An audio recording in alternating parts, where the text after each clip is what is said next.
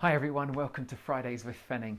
When I was growing up and began leading the church back in my 20s, I had a number of older people tell me that they were praying for me. And I loved that. And sometimes I just asked them, what exactly were they praying for me? And their answer was often this: for wisdom beyond my years. You see, they knew something that I wasn't particularly aware of at the time, and that was for the need for wisdom, for making wise decisions, for doing the wise thing, for living wisely. And as I've led the Forge and my family and my own life over these past 30 years, I am so grateful for those prayers, because I've discovered how hard it is to make the wise decisions, because they're often the hard decisions. You see, wise decisions are not always popular with other people. You ask your kids when you say no to them about going to a certain party or not wearing certain items of clothing. Now, we know the wisdom of those decisions, but they don't like it. But then there are wise decisions. They're not always popular with me either. I mean, when we've gone out for a meal and it comes to pudding time, and I choose a pudding, obviously following my starter and my main course, Sarah looks at me and she doesn't have to say anything, but it's just so annoying because I know what she's thinking. Don't do it because you'll only complain about putting on weight again. Now, that's obvious wisdom, but I don't like it. And because I'm stubborn, I go ahead and I order anyway. And then regret it when I get on the scales. Now, was it wrong to eat the pudding? No. I mean, it was perfectly legal. It wasn't immoral. But if weight is the issue for me, it was an unwise decision. And if that's true with food, it's true in our financial and our relational lives too. We opt for the short-term pleasure over long-term gain. It's the message we get over and over again through advertising. You deserve this. Why? Because you're worth it. You should be feeling happy, so buy this now. They're all short-term fixes.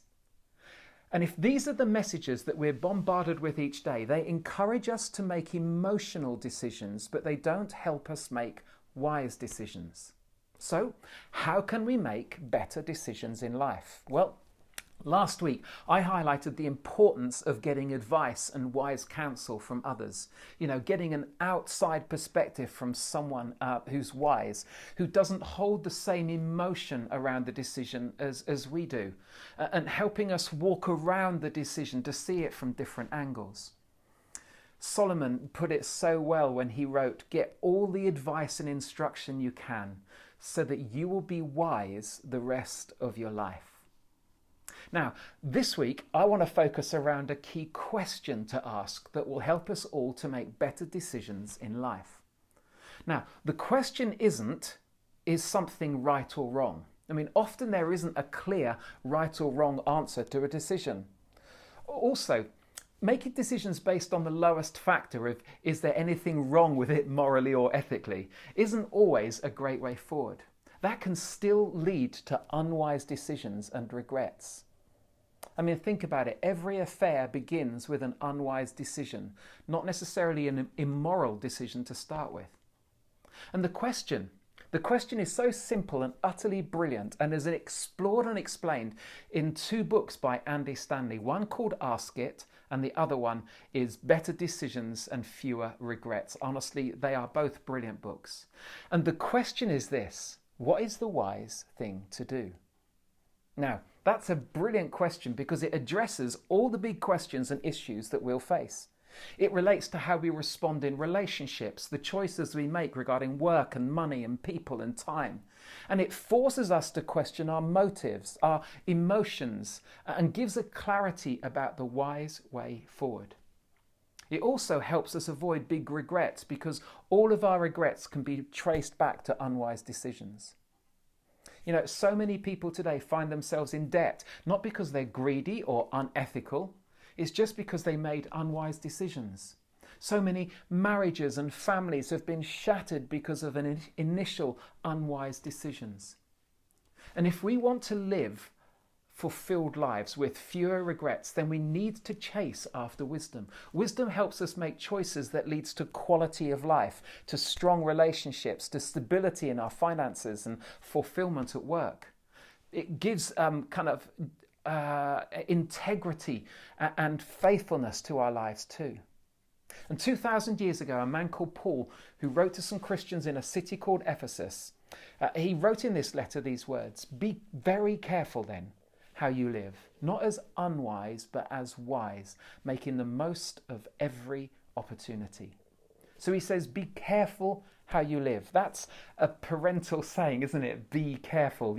Don't push things to the limit. Don't take unnecessary risks. I remember when Sam, my son, passed his driving test and he got a cheap car to drive around in. And like many lads, he pushed things to the limit.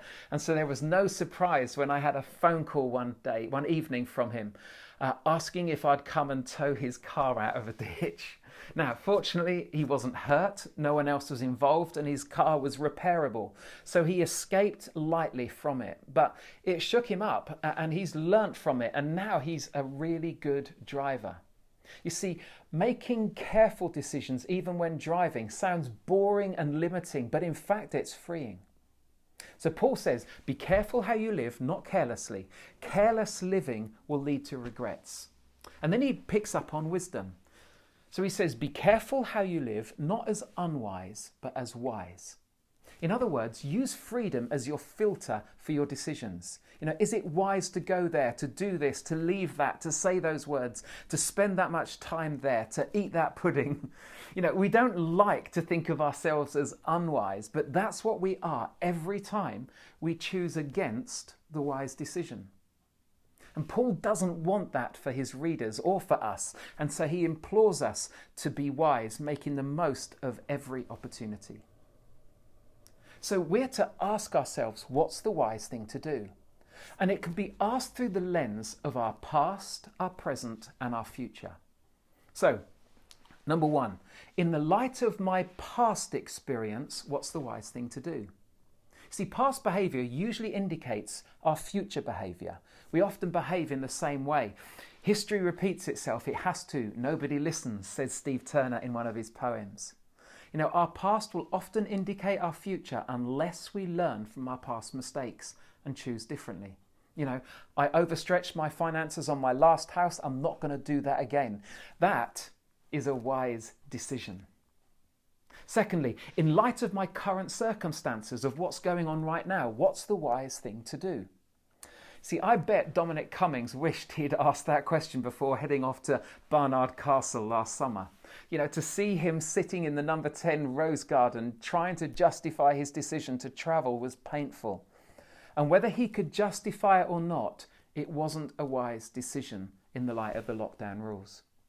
So asking this question can help us to make better decisions. In the light of my current finances, should I spend that much on a new phone? In the light of how angry I'm feeling, should I respond to that email now? Sometimes doing nothing can be the wise thing to do. And thirdly, in the light of my future hopes and dreams, what's the wise thing to do? So often we undermine our own success and preferred future by making short-term, unwise decisions that go against our long-term goals. This is so true regarding our relationships. A wise decision now to stop fighting your corner and really listening to understand your spouse or partner can help build a strong marriage and a strong future together. Now, if that's your hope, if that's your dream, keep asking in the light of that, what's the wise thing to do? And what happens once we've asked that question from all three angles and we still don't know? Well, wise people know when they don't know, and they are not afraid to go to those who do know. In other words, wise people know their limits. Needing some wisdom right now, facing some big decisions and not sure what to do, then can I encourage you to do what James, Jesus' half-brother, tells us to do in his letter? He says this: if any of you lacks wisdom, you should ask God, who gives generously to all without finding fault, and it will be given to you. God will give us what we ask for when we ask for the right thing. So as you go through today and this weekend, Ask that honest and clarifying question of yourself in the light of my past experiences, my current circumstances, and my future hopes and dreams. What is the wise thing to do? Hey, thanks for watching today. Next week is going to be Good Friday, and so I'll focus on that and I'll finish this short series the week after. I hope you have a great weekend and you take care. Cheers.